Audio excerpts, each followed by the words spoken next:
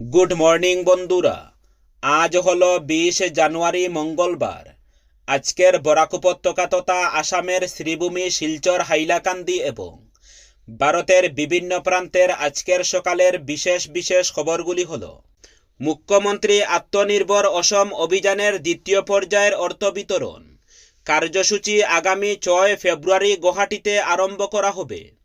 মুখ্যমন্ত্রী ডক্টর হিমন্ত বিশ্ব শর্মা আজ সামাজিক মাধ্যমে একথা জানিয়ে বলেন, এই প্রকল্পের অধীনে রাজ্যের ৭৫,০০০ যুবক স্বনির্ভরের জন্য 2 লক্ষ টাকা করে লাভ করবে। সমগ্র রাজ্যে 15 ফেব্রুয়ারির মধ্যে এই প্রকল্পের অর্থ বিতরণ প্রক্রিয়া সম্পূর্ণ করা হবে বলে তিনি জানান। 10 বছর ধরে বিরোধী আসনে থাকা কংগ্রেসে প্রার্থীর অভাব কে বলেছে? 26-এর বুটে টিকিট চেয়ে আবেদন করেছেন 600-র বেশি প্রত্যাশী। প্রাক্তন মন্ত্রী, বিধায়কের মতো হেভিওয়েট থেকে শুরু করে যুব প্রজন্মের প্রচুর প্রার্থী আবেদন করেছেন টিকিট চেয়ে। উজান থেকে নিম্ন অসম বরাক উপত্যকার টিকিট প্রত্যাশীর টেলা সামলানোই দায় হয়েছে। সংখ্যালঘু অধ্যুষিত কেন্দ্রে পরিস্থিতি আরও জটিল। আবেদনের সঙ্গে প্রত্যেকে জমা দিচ্ছেন 50,000 টাকার ড্রাফটও। গত 5 জানুয়ারি থেকে শুরু হয়েছে কংগ্রেস টিকিটের জন্য আবেদন। 126টি কেন্দ্রের জন্যই আবেদন জমা নেওয়া হচ্ছে। আজ শেষ হবে আবেদন দাখিলের প্রক্রিয়া। প্রদেশ কংগ্রেস সূত্রে জানানো হয়েছে, শুধু সোমবার দিনটিতেই টিকিটের জন্য আবেদন করেছেন 300-র বেশি প্রত্যাশী। ফলে সকাল থেকে সন্ধ্যা অবধি ভিড়ে ঠাসা ছিল রাজীব ভবন। হৈহট্টগোল, সমর্থকদের জিন্দাবাদ ধ্বনিতে মুখরিত ছিল পরিবেশ।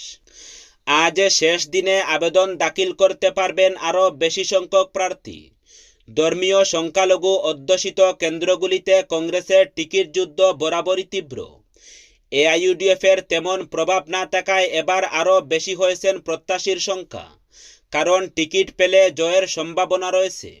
এই পরিস্থিতিতে সকলেই টিকিট চাইছেন, কিন্তু বিজেপির প্রবল আধিপত্য থাকা উজান ও উত্তর অসমের বিভিন্ন কেন্দ্রেও কংগ্রেস টিকিটের দাবিদারের সংখ্যাও প্রচুর। ডিব্রুগড়, শিবসাগর, চরাইদেও, তিনসুকিয়া, লক্ষ্মীমপুর, শোনিতপুর সব জেলা থেকে জমা পড়েছে আবেদন। কন্যার বিয়ের 2 দিন আগেই আগুনে পুড়ে ছাই হয়ে গেল বাবার বাড়ি। মর্মান্তিক এই অগ্নিকাণ্ডের ঘটনা সংঘটিত হয়েছে কাছাড় জেলার কাটিগড়ার গঙ্গাপুরে সোমবার সন্ধ্যায়। এই অগ্নিকাণ্ডে আহত হয়েছেন 5 জন লোক। আগামী বুধবার মেয়ের বিয়ে প্রস্তুতি চূড়ান্ত। বিয়ের জন্য প্রয়োজনীয় কেনাকাটাও প্রায় শেষ। পরিবারের একটা আনন্দের আবহ, কিন্তু এই আনন্দের আবহে হঠাৎ বিনামেঘে বজ্রপাতের মতো ঘটে গেল অঘটন। সোমবার সন্ধ্যা 8টা নাগাদ ভয়ঙ্কর এক অগ্নিকাণ্ডে পুড়ে ছাই হয়ে গেল পুরো বাড়ি। কাটিগড়ার গঙ্গাপুরের আব্দুল মালিকের বাড়িতে ঘটে এই অগ্নিকাণ্ড। প্রাপ্ত খবর মতে সবকিছুই স্বাভাবিক ছন্দে ছিল। বিয়ের প্রস্তুতি নিয়ে ব্যস্ত পরিবারের সবাই। এর মধ্যেই সোমবার সন্ধ্যায় আব্দুল মালিকের ঘরে হঠাৎ দাউ দাউ করে জ্বলে উঠে আগুন। পরিবারের সদস্যরা কোনো কিছু বুঝে ওঠার আগেই পুরো ঘরে আগুন ছড়িয়ে পড়ে। শুরু হয় চিৎকার চেঁচামেচি। চিৎকার শুনে আশপাশের লোকজন ছুটে আসেন, আগুন নেভানোর চেষ্টা শুরু করেন। খবর দেওয়া হয় দমকল বাহিনীর কাছে। টিলাবাড়ি হওয়ায় আগুন নেভানো স্থানীয়দের পক্ষে তেমন সম্ভব হয়নি। কিছুটা বিলম্বে দমকলের 2টা ইঞ্জিন পৌঁছালে ততক্ষণে সবকিছু শেষ হয়ে যায়। কন্যার বিয়ের জন্য কিনে আনা বিভিন্ন সামগ্রী সহ পরিবারের যাবতীয় সামগ্রী, নগদ টাকা, সোনা গয়না সবকিছুই একেবারে ধ্বংস হয়ে যায়। এই ঘটনায় 2 শিশুসহ 5 জন আহত হয়েছেন। তাদের শরীরের বিভিন্ন স্থান পুড়ে যায়। আহতদের উদ্ধার করে স্থানীয়রা সঙ্গে সঙ্গে কাটিগড়া মডেল হাসপাতালে নিয়ে যান। ওখানে তাদের চিকিৎসা চলছে। গৃহকর্তা আব্দুল মালিক জানিয়েছেন, মেয়ের বিয়ের জন্য গড়েছিল নগদ 2 লক্ষ টাকা। আগুনে পুড়ে ছাই হয়ে গেছে ওই টাকাও। পুড়েছে প্রায় 100 মণ ধান। এছাড়াও বিয়ের জন্য ক্রয় করা বিভিন্ন ধরনের মূল্যবান সামগ্রী ভস্মীভূত হয়েছে। সব মিলিয়ে 20 থেকে 25 লক্ষ টাকার ক্ষয়ক্ষতি হয়েছে বলে জানান তিনি। বিশ্বব্যাপী বেকারত্বের হার 2026 সালে প্রায় 4.9%। স্থিতিশীল থাকবে বলে অনুমান করেছে রাষ্ট্রপুঞ্জের শ্রম বিষয়ক সংস্থা। International labour organisation ILO। এর অর্থ চলতি বছরে প্রায় 18 কোটি 60 লক্ষ মানুষ বেকার থাকবেন। প্রতিবেদনে বলা হয়েছে গত 2 দশকে কর্মসংস্থানের মান উন্নত হলেও দরিদ্র ও অনানুষ্ঠানিক শ্রমের সমস্যা এখনও ভয়াবহ। 2015 সাল থেকে 2025 সালের মধ্যে চরম দরিদ্রে বসবাসকারী শ্রমিকদের হার মাত্র 3.1% কমেছে। বর্তমানে প্রায় 28 কোটি 40 লক্ষ শ্রমিক দৈনিক $3 কম আয় করেন।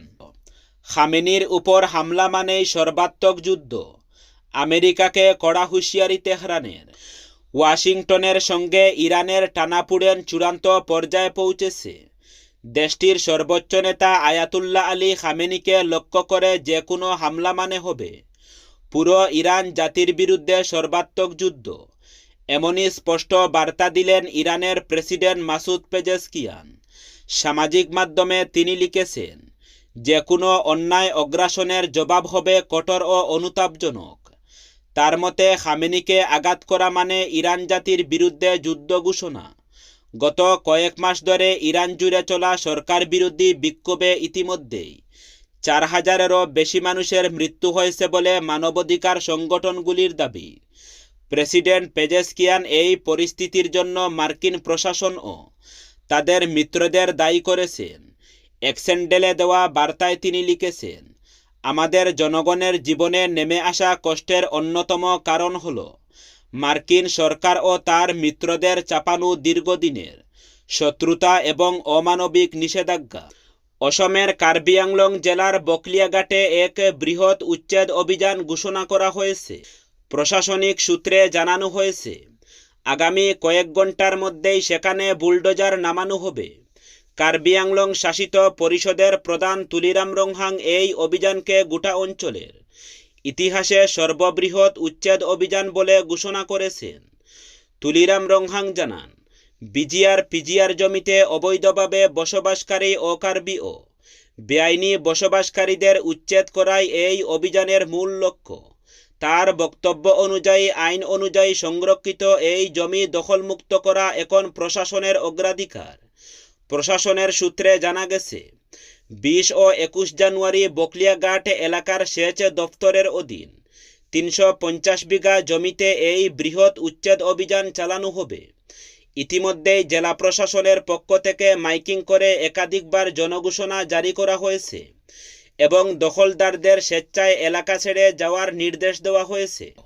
সড়ক পার হওয়ার সময় ভ্যানের ধাক্কায় গুরুতর আহত হল এক পড়ুয়া।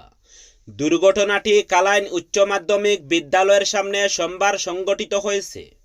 দ্রুতবেগে আসা স্কুল ভ্যানের ধাক্কায় গুরুতর আহত কালাইন উচ্চ মাধ্যমিক বিদ্যালয়ের 6ষ্ঠ শ্রেণীর ছাত্র শেখর রায়।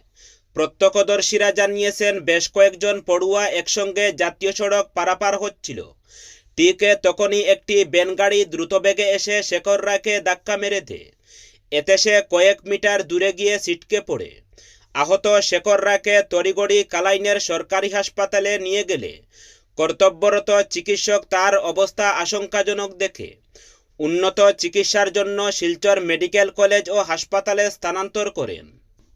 লালা শহরের সেন্ট্রাল রোড সহ বিভিন্ন স্থানে ফুটপাতের পাশাপাশি রাজপথের একাংশ জবরদখল করে ব্যবসা বাণিজ্যকারী ব্যবসায়ীদের পাশাপাশি অবৈধ যানজট সৃষ্টিকারীদের বিরুদ্ধে ফের অভিযান চালালো লালা থানার পুলিশ। সোমবার লালা মিউনিসিপাল বোর্ডের কর্মকর্তাদের সঙ্গে নিয়ে অভিযান চালায় পুলিশ। এদিন লালা থানার নবাগত ওসি দেবানন্দ দাসের নেতৃত্বে বিশাল পুলিশ বাহিনী, লালা পুরসভার এফএমও রবিউল আউয়াল, পুরকর্মী নির্মল সিং সহ অন্যান্য শহরের সেন্ট্রাল রোডে অভিযান চালিয়ে বেদখলকারী ব্যবসায়ীদের সতর্ক করে দেন। বারবার বলা সত্ত্বেও কোনো কাজ না হওয়ায় শেষ পর্যন্ত রাজপথ ফুটপাত জবরদখল করে ব্যবসা করা ব্যবসায়ীদের বিরুদ্ধে উচ্ছেদ অভিযান চালায় পুলিশ। পুরসভা ব্যবসায়ীদের জিনিসপত্র সরিয়ে দিয়ে জায়গা খালি করা হয়।